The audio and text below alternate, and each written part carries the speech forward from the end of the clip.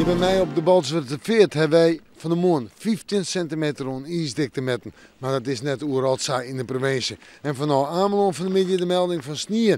Wat sneeuw met ik sissen. En die bewolking kan ik meer en meer opzetten. Joen en vannacht bewolking, opklarings en temperatuur nog altijd nog bij de minstzoon min 8 graden hinnen op de eiland min 4 of min 5. Steeds maar matige frost op de meeste plekken. Een koude wind uit het oosten tot noordoosten waai. En die zal matig of vrij krachtig wezen. Ik denk zelfs krachtig in het waardgebied. En dan morgen. En dan maar wat hegere temperaturen dan zoet. Ik denk dat we uitkomen om er bij de min 1, min 2 graden, de zinnen er even bij, bewolking en de wind uit het oosten waai matig en vrij krachtig. In de nacht nog altijd een matige frost, min 6, min zon, maar dan vriest het toch net zo hut meer. En dan terug naar het fruitsjoch. Toen is je daar maar 0 of min 1 uur dag en dan in de nacht weer matige frost, min 8.